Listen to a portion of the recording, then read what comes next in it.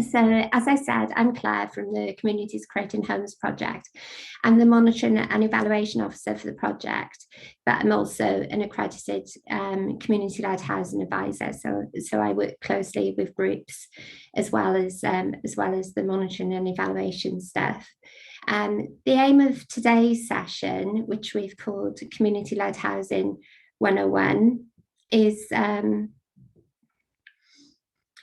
to introduce you to the concept of community-led housing and how the Communities Creating Homes programme, as the hub for advice, specialist support and information about community-led housing in Wales, can work with you to explore and make any housing ideas you have a reality. I'm just going to share my screen as well, so bear with me.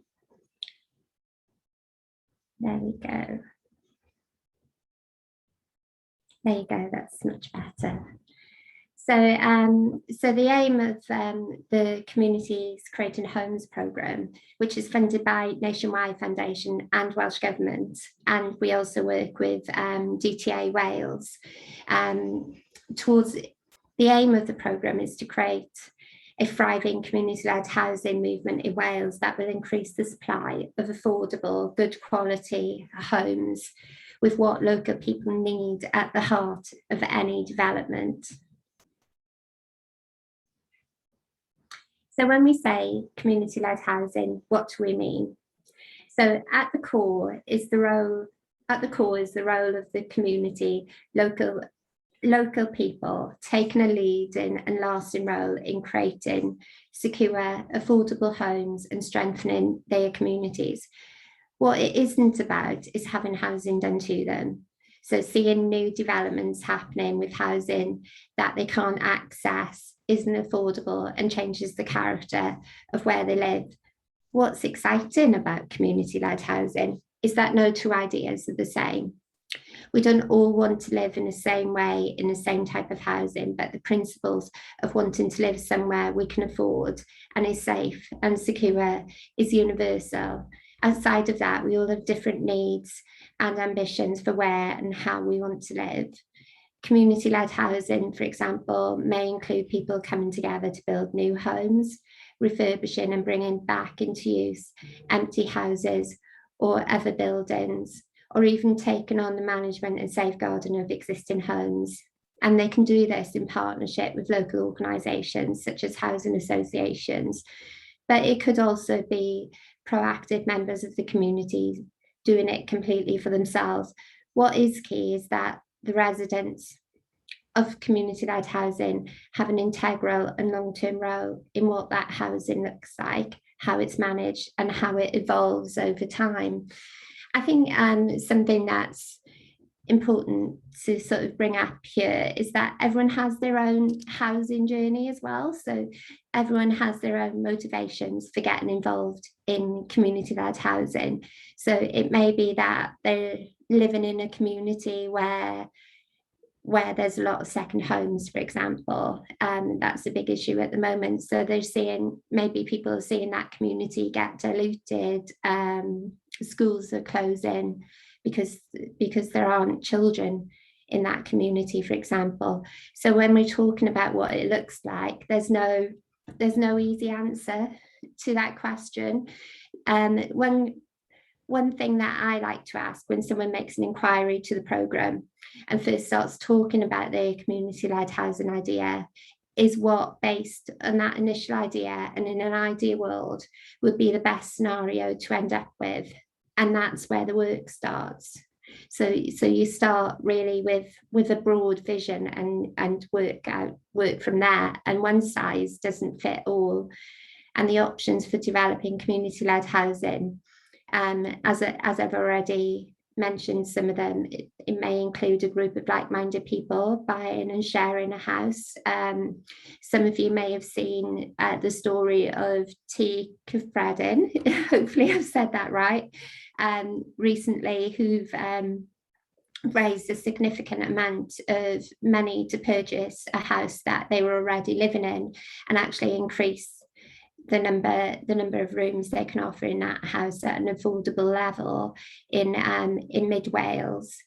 So that's one example where people might come together and look at sharing a house and operate as a housing cooperative. And I'll talk a little bit more later about housing cooperatives and different ways of looking at community-led housing. You may have leaseholders coming together to manage their own homes instead of a landlord, so they're more in control of the services they need. People developing sustainable eco communities in line with their shared values and wanting to be kinder to the environment. You also have people building their own homes because they can't get what they need where they want to live, and communities bringing empty homes and buildings back into use to provide much needed affordable homes, solving the problem of empty, often dilapidated houses and buildings in their area. And also communities taking over the management of existing homes, making sure they remain for the benefit of people with a local connection. We will allow some time for questions at the end, but if you wanted to put any questions in the chat, then we'll pick those up too. So those are there. So how can we do community-led housing? So there's a number of ways to deliver community-led housing. I'm not going to go into a massive amount of detail on the approaches taken today. We have a guide that we can share with you after the event, and I think we could have a whole session on each one of these models and keep you here all day. So we're going to summarize it really. But there are a number of models through which community-led housing is delivered. I've already mentioned housing cooperatives. A housing cooperative is a democratic, not-for-profit organisation that manages homes, and the decisions are made collectively by the residents. And this could work for one home, so multiple, what we might traditionally do as properties of multiple occupation, and it's a different way of doing that and having more of a community. So you could have one home, or it could work for a number of homes. So there's various ways of doing that. They may own the homes or lease the homes from a landlord, which the cooperative then manages.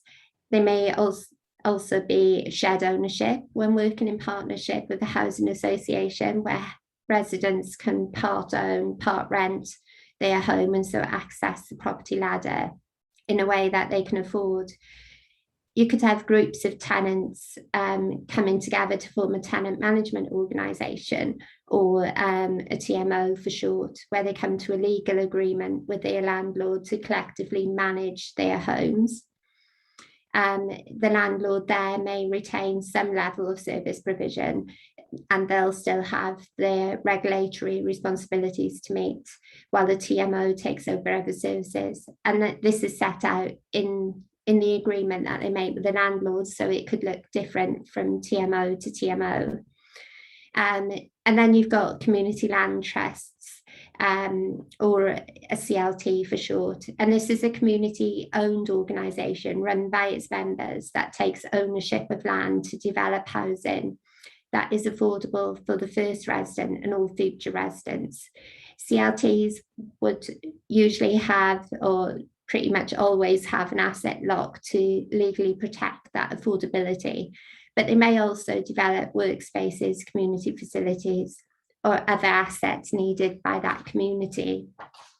You've also got co-housing, and this is a way of living that brings people together with shared values to live as a community. So a co-housing community will be designed to encourage social contact and enhance that sense of community. Households would usually have their own private space, but there'll also be a shared space for people to meet, socialise, eat together, share resources. A co-housing community often shares essential amenities such as laundry, heating systems, and even transport. So something that's quite common with co-housing communities could be that the cars are actually, people's vehicles are parked outside, of the community, so there's more green space through there. There may be pool cars, so people, rather than having their own car, people will share and that sort of thing. And it's all designed to encourage people to socialize. So so houses will maybe have lower garden fences, for example, to encourage those chance conversations over the garden fence. So there's lots of different features of co-housing communities to encourage people to feel more like they're in a community there. So bear with me. And we've also got collective self-build developments, which see people coming together to build their own homes. So this model covers a range of options, including building a home completely by yourselves, finishing a home that a developer has brought to a certain point, and one planet developments as well, which is a policy we have here in Wales as a way of creating zero carbon, zero waste homes that include land-based enterprises. But I think the most important aspects to keep in mind with community-led housing in general, and is really captured really well by the housing cooperative, how I described housing cooperatives, is that it's democratic. It's about residents having a role in how their homes are managed and what they look like and their long-term future there. So what does it take to get started on a community-led housing journey? So it's all about people recognising a need for housing, and we may have people here today from all of these groups, really. There you go, I've gone too far. Bit click happy, sorry. There we go. So what does it take to get started on your community-led housing journey? It's all about people and recognising a need for housing. So typically there are 3 ways that community-led housing starts to happen. So you've got your grassroots groups, which are made up of people who are embedded in the community, form a group with the aim of solving a local housing problem. They may even be drawn together to solve their own housing problems, such as not being able to afford to buy in the area. They may also come together because they want to live in a particular way in a specific location and share the same vision and values to achieve this. You have existing community organisations who recognise a need for more affordable housing and are prepared to do things differently and work with the community and make them integral to the development. So within that, you may have organisations that work in various ways in their community, but perhaps they don't do housing, but they can see the need for homes, so they'll work with that community to develop those, and are really, really well placed to know what that community needs. And you also have a developer-led approach, and this is the approach that may be taken by a housing association, local authority, or indeed another developer who initiates a scheme and recruits founder members from within the community to take on long-term ownership and stewardship of the development. So you may wonder what the benefits of taking this approach are,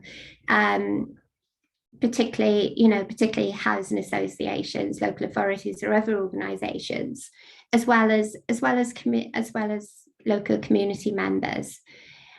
And there are many obvious benefits for residents. As a programme, we carried out some research about the benefits when the programme started back in 2019, but we also did that again last year to see how existing community-led housing residents felt their experience was different from people not living in community-led housing during the COVID-19 pandemic. Both pieces of research confirmed that residents feel less isolated, have more supportive networks around them. Their mental well-being is improved and they feel happier, they have a better quality of life. And this includes developing new skills by being involved in managing their properties, the development and other communities activities that increase their confidence.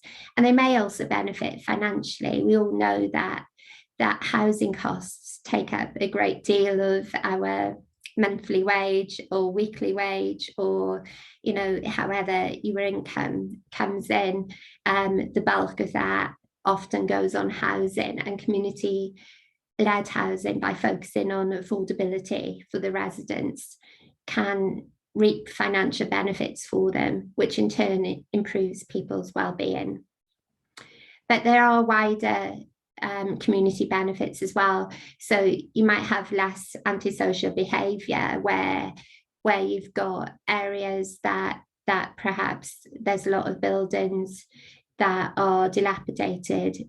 Those buildings can be brought back into use, and it can be an uplift for that community.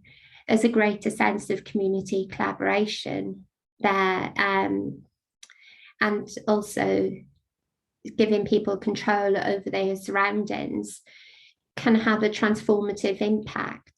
So you're fostering a greater sense of community, you're maybe reducing antisocial behaviour, but you're also making that use of land that would not usually be developed for housing, so increasing the supply of local affordable homes. It could be that you're protecting that land from maybe an unaffordable development, or a development such that the community wouldn't want and local people don't necessarily need. So there are benefits not just for residents but for the wider community as well.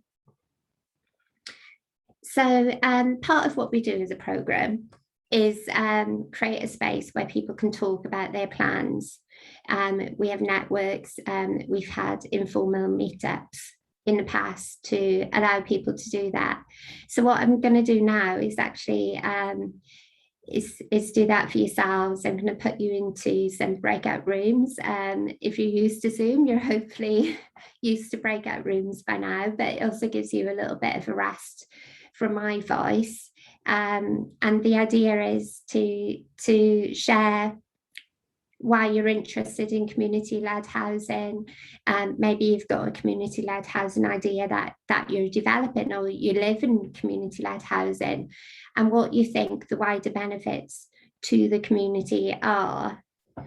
And then so these breakout rooms won't be recorded, so I'll be pausing the recording so people don't get blank space when they watch it back, which wouldn't be very entertaining. But I'll put you into breakout rooms for 10 minutes, and then we can come back and I'll talk to you a little bit more about how you can perhaps help those ideas become a reality. So bear with me, and you should have a message come up asking you to join a breakout room. So I'm going to do 3 breakout rooms, which sounds about right for the amount of people we've got here today. So there'll be 4 to 5 of you in each room, and that will be for 10 minutes.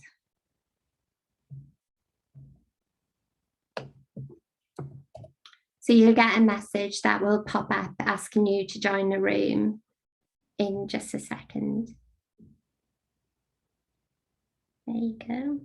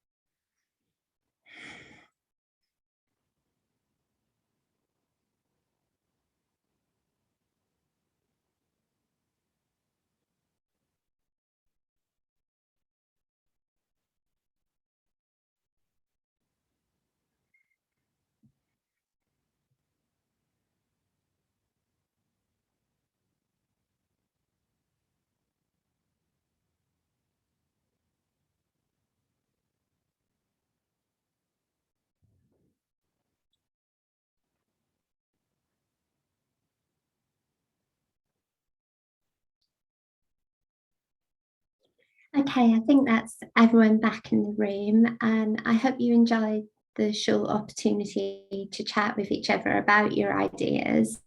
And did anyone want to perhaps if we take a couple of minutes to feedback about what they think the benefits to the wider community of community-led housing are? Maybe someone from each group would be brave enough to feedback, or we can put that in the chat.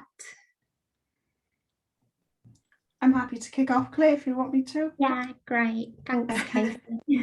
That's all right. We had a real mix in our group. I suppose we had people who were developing projects, but also some people who are actually supporting groups to develop their community-led housing plans. So it was a nice mix.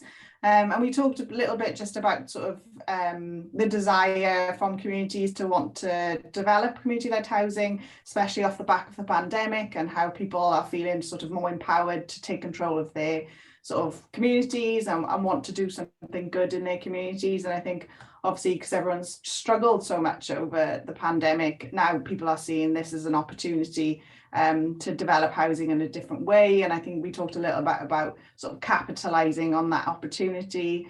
There's a lot of knowledge and sort of potential funding out there for community-led housing at the minute. So now feels like a really good time to actually do something about it. We talked about the length of time it takes to develop these things and how people should stick with it, because it really can be of benefit for people. And then we did talk about a little bit about second homes as well, and sort of that's really driving people to develop more community-led ideas for housing in their area, because obviously they're being priced out, and schools are closing because of it, and the local community isn't really a local community anymore. It's just full of sort of people coming there on their holidays or second homeowners. So that's really driving people to do something about the housing situation in their area. But if anybody else from my groups wants to come in, feel free.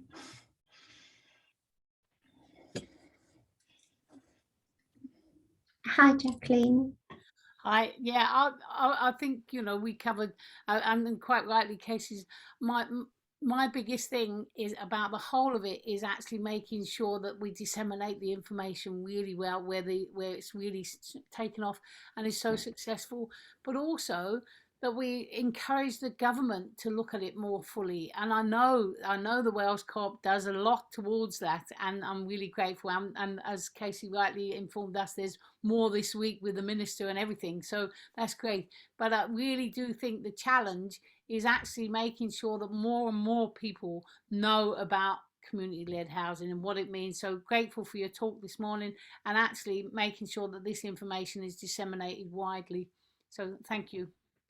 Is all I can say, because that the more we do, the better, and that dissemination of good practice, and highlighting the difficulties as well, because as John and I, we were discussing how long these things take, but sticking with it and moving forward. So thank you very much, and thank you to the Co-op for doing so well on it, actually. Thank you. I think that's that issue of raising awareness has come up this week in previous sessions that we've held as part of our series of sessions this week as well. So there is still work to be done around raising awareness, I think. Before I move on, did anyone else have any feedback? Yep. Hi, Lydia. Yeah, met with Dave Smith, John, and Kerry. Kerry was there to find out. She's from a county council. I want to say we got a lot of support from Powys County Council, which were really helpful. And John was very supportive as well. But Dave's got some land, which was great, but he needs the money to build the houses. And we were just about to get talking about how various ideas, and we had to come back to you. But it was good for us because at Brontwas Wellbeing Park we're having a bit of a struggle at the moment to get our asset transfer. So it was good to speak to a group who are supportive and giving good ideas. Just to say, I was going to say to Dave, I was just wondering about crowdfunding to get some money, and I heard that Solva were getting a lot of money from the second home extra council tax to help them get buildings. So maybe a time will come when there'll be some money for Roach Community Land Trust. Just a thought. Yeah, there are distinct differences. The key one is that the council already owns the land on which the houses are going to be built. And so they have a vested interest in seeing something happen there. And they're not giving the money to the CLT, they're working directly with the developer, essentially. So the CLT is involved in some of the specification elements, but it's not driving it as far as I can see. We are the ones trying to drive it, but of course, without money, you haven't got a lot of influence. There's lots more we could talk about, but we are looking. You asked me, Lydia, about crowdfunding, and there's a lot of benefit in that. But the one thing it doesn't do is reduce the price of the ultimate build. So if you're trying to build high specification, low cost houses, that is to say affordable houses, you've got to have an injection of money somewhere, and getting it via a share issue, for example, is great, but you've got to pay it back, and so it doesn't actually reduce the cost of the housing. So that's a fundamental issue as far as I'm concerned. There has to be new money, and borrowing it from a bank or crowdfunding or some other scheme, some benefactor, is all well and good, but all that does is facilitate the process. It does not reduce the price. Yeah, I think it's something that we're actively looking at as a programme is always where we can get the finance from. And I am going to touch on some sources of finance, but I think it's worth bearing in mind that it looks different from scheme to scheme, in the same way that every community-led housing scheme, it's just not the same. But that's one thing, that's one reason this is an exciting sector to be working in at the moment. Is just there's new ideas coming through all the time. There's new ways of raising finance, and we do try and disseminate that information out to everyone as and when it comes in, and share those ideas. Tracy's raised her hand. Right. Yeah, it's an idea, in effect, of raising money. When developers, particularly with LDP sites, come in, then obviously it has to be attractive to them. They make their buck. But I'm looking at sort of how land can be divided with the ethos of community-led housing, in line with what we also look at, which is natural environment. So one of the ways we were thinking of was through section money. Instead of it going into the wider community, actually inputting it into, for environmental reasons in particular, we're looking at, but the actual house built for groups that are not for profit, if it could disseminate into the services that they are going to use, because they will be part of the wider community. I don't know, what do you think, everybody? I think it'd be good to kind of raise some of these issues in our session on Thursday morning, when we've got the panel as well, and we can get a broader view on some of these issues in terms of the support that we provide. But certainly I think there's lots of arguments for putting different views across about where money is going in terms of housing developments in Wales, and whether some of that can be ring fenced, or where developments are happening, then maybe there can be a commitment that some of that development will be dedicated towards community-led housing, and more residents can take control of what's happening. But I think you raise some really interesting points, Tracy, that we can look at how we can take some of that forward. Time's marching on, so I am going to move on, but I just wanted to give people a little bit of opportunity to feedback from those breakout rooms, rather than just go on straight away. And I think it's quite usual that the issues of finance are the ones that come up again and again, and it's good to kind of hear some creative solutions to looking at the financing of community-led housing. So I'm assuming everyone can still see my screen. It says I'm still screen sharing. Yeah, great. So in terms of the how communities creating homes can help, well, our programme has 5 stages. We fondly call them our 5 E's, although more and more at the stage we are in the programme, it feels like these 5 E's are just melding into one big E anyway. So but hopefully this diagram gives you a little bit of an idea about how we work, although we are quite reactive to what groups need. So the reality isn't always as linear as it looks in this diagram, because sometimes groups come to us at different points. In order to make the most of what we can provide at each stage, we may ask different things of groups who are developing. It's very much about working together.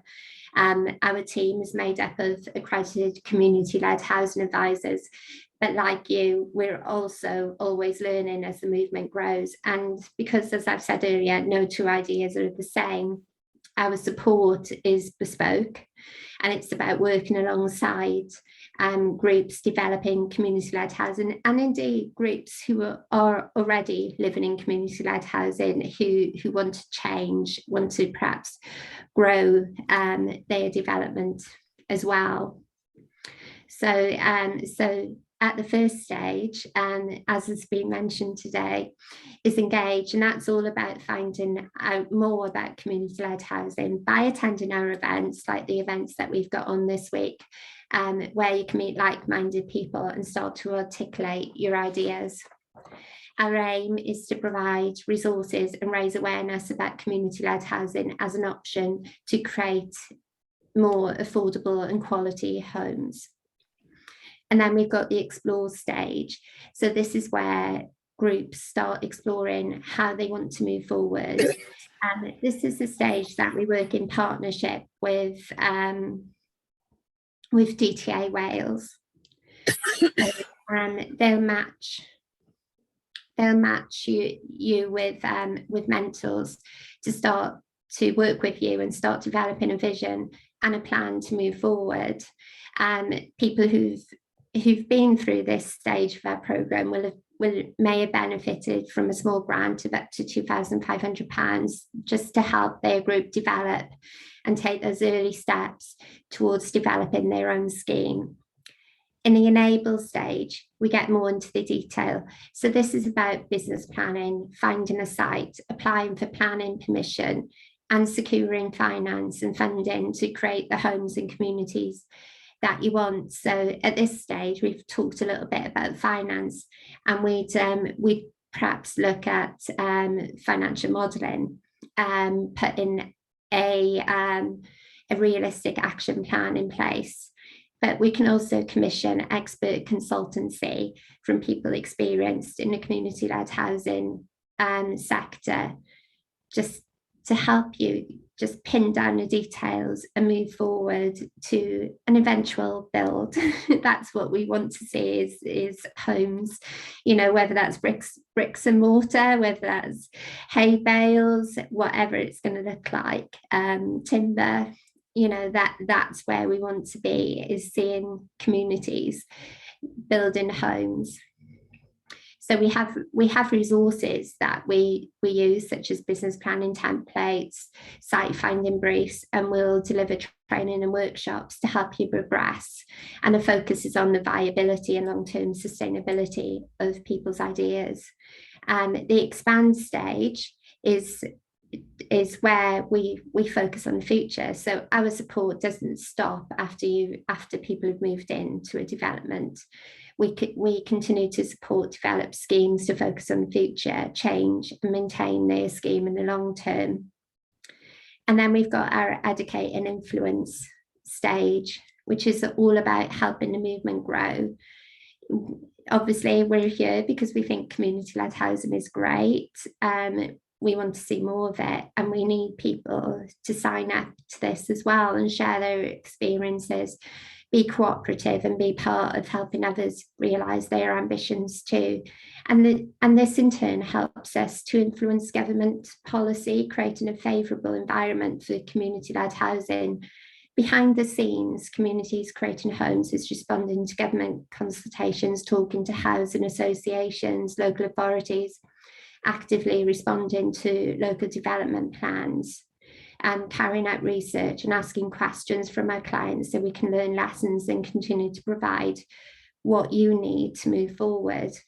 And we rely on everyone that we're working with to share their stories, contribute to research, and be willing to respond to surveys, requests for information, and so on, and just being active. We love seeing people come along to our network events, for example, and it's really important to us that we get as many people around the table as possible who can tell us the lived experience of developing and living in community-led housing. So what do you need to create a viable scheme? This checklist provides a starting point. It's by no means exhaustive, and it may look different for each scheme, but it at least provides a starting point. So taking the time early on to develop as a group, consider how you're going to make decisions, who has what responsibilities, and sharing the load is a recipe for success. One person can't take everything on. We can help you with a skills audit to discover talent and expertise in the group you didn't know was there, and help you use our action planning template to assign responsibilities to different people. Taking time out as a group to review where you are, check your vision, and setting some objectives will be time well spent. One group that I met with recently take time out every couple of months to have what they call visioning weekends, and I thought that was really good. It helps them come together as a group, and you know, it's about developing their idea and working on different themes around that, and that is also gives them an opportunity to get to know each other, to socialize a little bit as well, and share their frustrations too. I think it's really important to do that sort of thing to avoid burnout and to keep the motivation levels high. Also, it's about maybe speaking to your local authority, responding to local planning consultations. We've got another event later today about influencing local development plans. For example, you'll often find details of these on your local authority websites. You can ask your local authorities about land and engage with the planning authorities and town and community councils.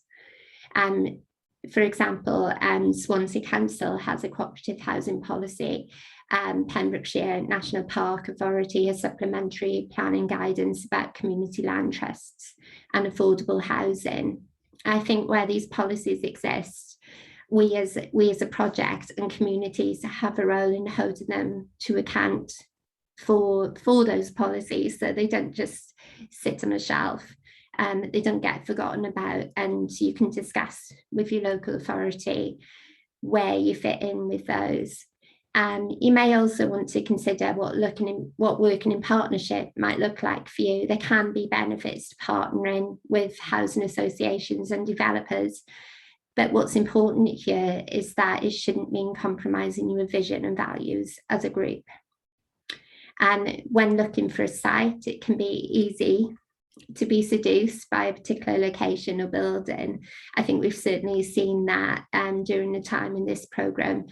But if you stick to a site finding brief and consider your must-haves and only commit to a site that really does have these, it doesn't mean that there's not points you can compromise on, but there will be points where compromise just means that actually the scheme you started out wanting to develop isn't the scheme that you end up with. So a site finding brief can really help you pin down those details. And then it's about developing a realistic proposal. A viable business plan written by the group developing a scheme is essential. It can be easy to think that, oh, we need a consultant to write a business plan for us, but actually the bulk of that content needs to come from the group. You know, you are the ones developing, you are the ones who are taking the lead in and lasting role in that. So our programme can support you with what needs to be included in a business plan, as well as helping you identify what development costs are applicable to your scheme and drafting a long-term financial model. And the business plan should be a working document that gets reviewed and updated regularly. So there are many milestones on a community-led housing journey. How and when you reach these different points is different for each group. Sometimes progress seems painfully slow, and at other times a group will move forward at pace. You'll probably be glad to hear that I'm not going to read out each of these points, but they are there for you, and we can share these afterwards as well. But I think from the initial idea through each stage, I think as you reach milestones, it's really important to celebrate those. They may seem small initially, but I think each milestone that a group needs just takes them that step closer, and to a real community-led housing scheme. So it's certainly, you know, if it's initial idea, to actually coming together and agreeing to form a steering group that will then look at the values, visions and aims. That's something to celebrate if you've got to that stage. It may seem small and a long way off from actually the build stage, but it's worth celebrating, and it's an achievement. So one of the early questions we always get asked about, and we've just been discussing, is where the money comes from for community-led housing schemes. And there's not a specific all singing, all dancing community-led housing grant scheme in Wales, but that doesn't mean that schemes are dead before you've even started. It's not all bad news. There is funding for affordable housing, although it takes various forms, and what can be accessed will vary from scheme to scheme. I think it's important to realise that there's unlikely to be grant funding that would cover the whole build and development of the scheme. I think you have to be prepared to take on risk. You have to be prepared to take on some debt finance to be successful. But part of our role is to help you with that financial modelling and what that really looks like. There's many examples of community-led housing schemes being developed jointly with partners across the UK. These might include a housing association, local authority, or even a private developer working in partnership. Sorry, my voice is going. Working in partnership can bring many benefits, including access to resources, knowledge, experience, and access to funding. So housing associations, for example, can access government grants to develop affordable community-led homes, including the social housing grant. Community-led housing may not be a mainstream part of mainstream housing development, but there are a number of high street lenders that offer loans to community-led housing schemes. A scheme would usually secure a development loan to build the homes and refinance to a mortgage on completion. It's unlikely a commercial lender would lend the entire cost of the development, and a reality for schemes is that a mixed finance model would be required to complete that development. So other finance options that you may want to consider include peer-to-peer lending schemes such as loan stock, community shares, crowdfunding, and we do have a finance and funding fact sheet that we can make available to you. Crowdfunding, for example, is often used in the early stages of schemes to raise awareness, explore ideas, and cover startup costs. It can be raised online and can be supported by other fundraising events. Community shares is a way of raising money through the involvement of local people. So a person purchasing a community share is making an investment, and there's usually some sort of return agreed when a share is purchased. We've already mentioned loan stock as a means of raising money from sympathetic individuals and organisations. Loan stock issues would be for a set period of time, and agreed return is set at the point that the money is borrowed. While the finance and funding environment is complicated for community-led housing in Wales, it is important to show through business planning, financial modelling, the viability of your scheme in the long term. And putting that work in early on will help in your search for finance, as well as understanding the sort of finance that your scheme wants to take on. And I think by that we sort of mean about getting the vision right. It's not necessarily that the money comes first, and it is a difficult concept sometimes that you're not looking at the money first. But I think getting the vision right can help you identify the sources, the different sources of finance, and how you want to work, whether that's in partnership or something else. And we're really short on time. So what I'm going to do is I'm going to share this screen with you, and you can see our email address there and our website where you can get more information. I just wanted to give a little reminder that we do have other sessions on today and tomorrow. So this evening, for example, we have what we're calling co-op nights.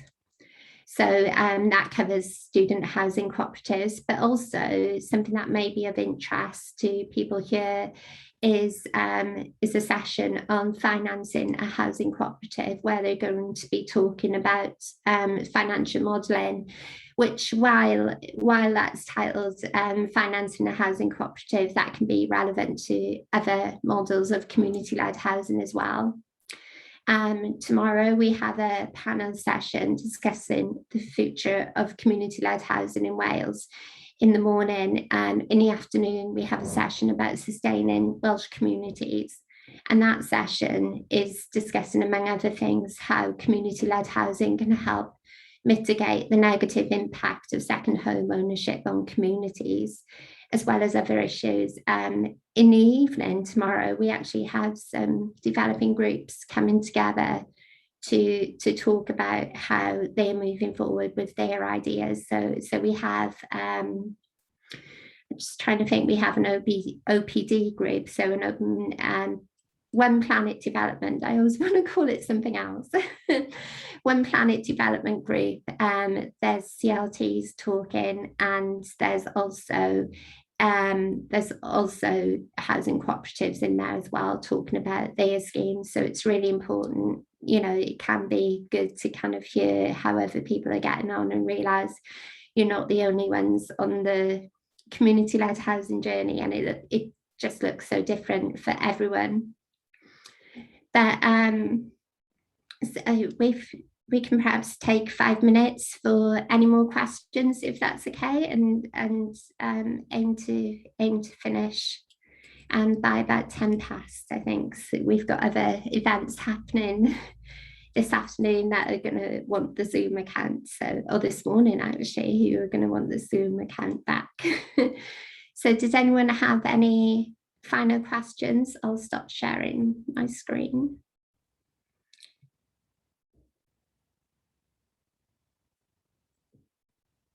Yeah, everyone wants a cup of coffee before getting on with the other sessions. Yeah, that's absolutely fine.